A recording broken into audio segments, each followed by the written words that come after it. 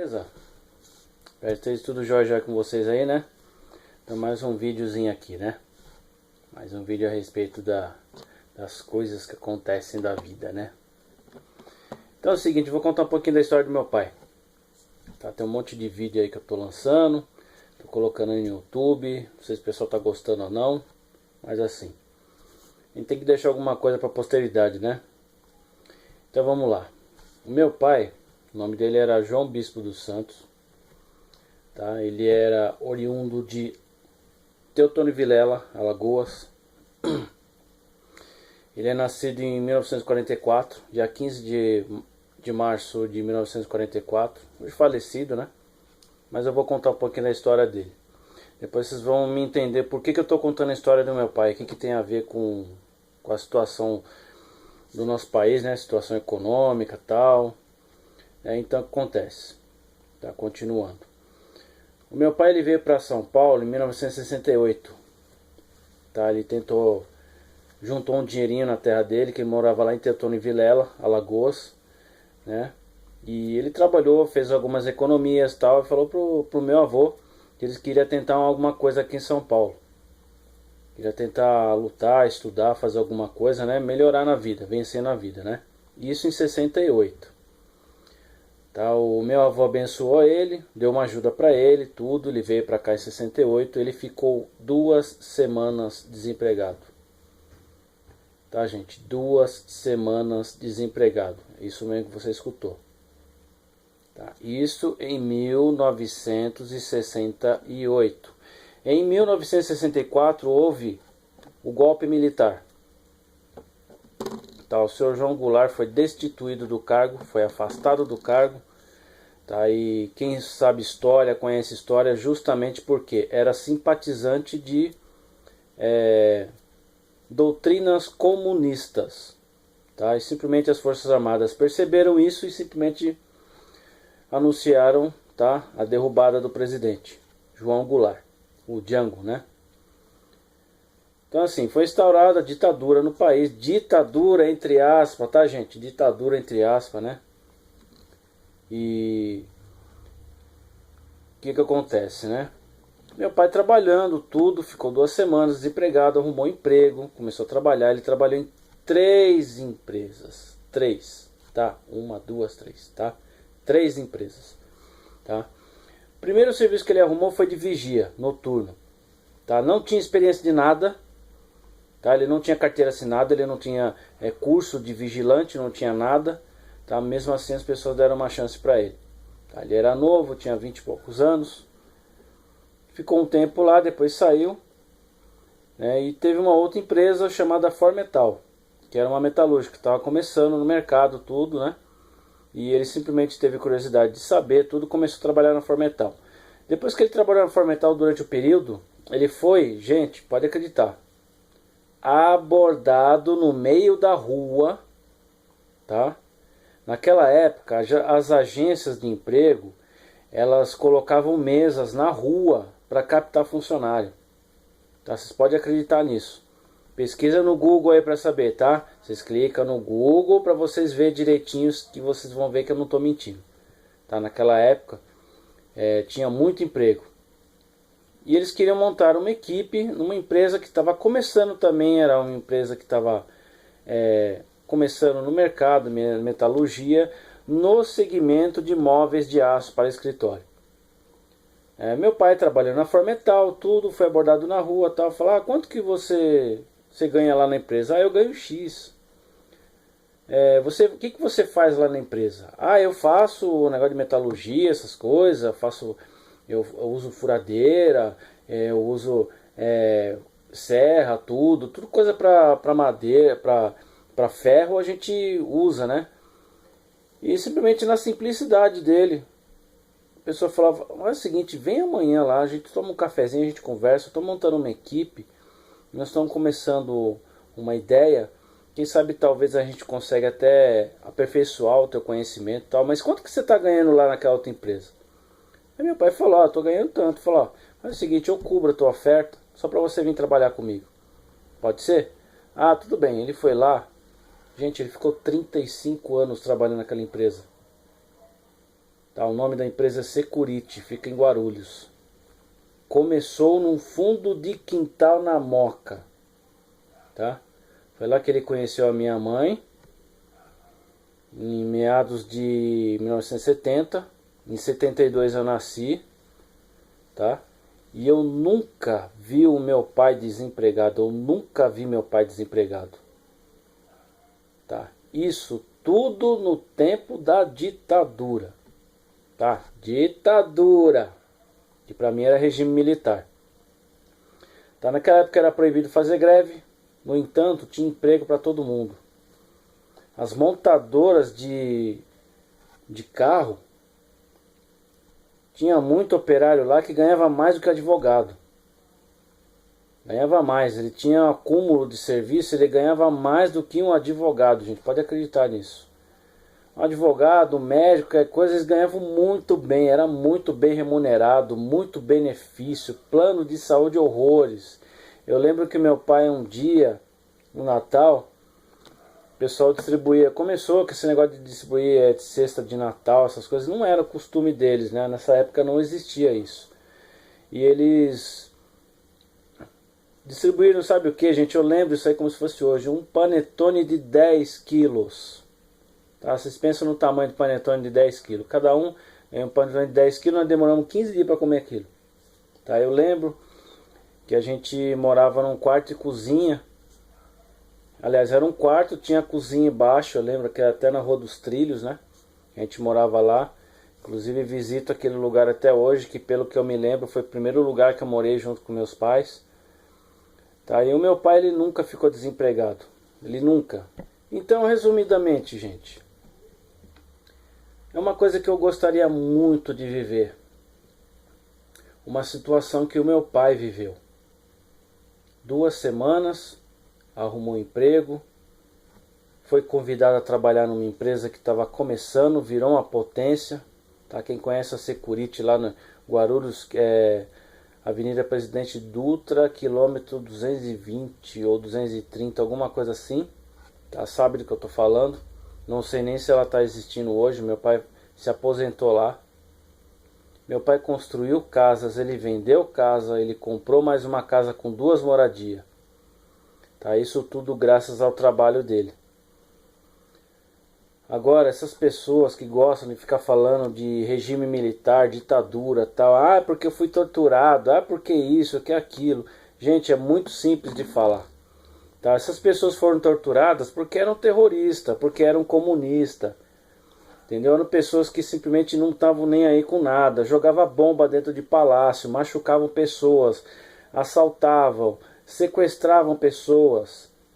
Entendeu? Infelizmente, é uma afirmação. Todas essas pessoas que estavam fazendo bagunça no tempo do regime militar, hoje estão lá no Congresso fazendo bagunça. Que ficaram 12 anos fazendo palhaçada. Uma coisa é clara, gente, o comunismo, tá, tem até um outro vídeo, até falei isso pra vocês, gente, o comunismo é intolerável a tudo, qualquer coisa. O comunismo, ele é intolerável. Ele é intolerável a pessoas LGBT, ele é intolerável. Mostra pra mim, na Coreia do Norte, se existe já ativistas LGBT lá na Coreia do Norte. Não existe, gente. Vê se existe lá na Angola. Não existe. Mostra pra mim se tem ativistas LGBT lá na Venezuela. Não tem. Porque eles são intolerantes. Sabe, qualquer tipo de ativista, feminista, essas coisas, tudo é intolerável, é inaceitável isso em regimes comunistas. Tá? Só para você ter uma ideia, você não é dono de nada. Você não tem, você só tem posse, propriedade você não tem. Tá? Então pensem bem quem vocês vão votar. Amanhã é o dia.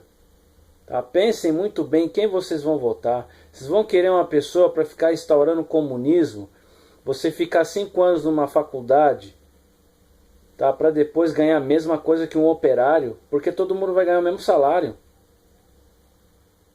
Tá? Assisti alguns vídeos aí a respeito do comunismo, aí se todos os países fossem comunistas, ninguém ia querer saber de estudar mais, não compensa. Você ia estar ganhando a mesma coisa. Gente, só quem tem vantagem sobre isso, só quem tem vantagem, é só os governantes. Você vê lá o Maduro comendo em restaurante chique na Europa e o povo lá comendo comida, comendo carne de cachorro, gente. Olha que ponto chegou. Tinha gente de países vizinhos que iam trabalhar em países vizinhos, ia fazer visita para os parentes, ia lá levar um dinheiro. No aeroporto já eram simplesmente subtraídos. Na hora que você ia perguntar, a pessoa ia te perguntar, mas para que é esse dinheiro aqui? Esse dinheiro aqui é para ajudar uma família. Eu falei, não, o dinheiro vai ficar aqui.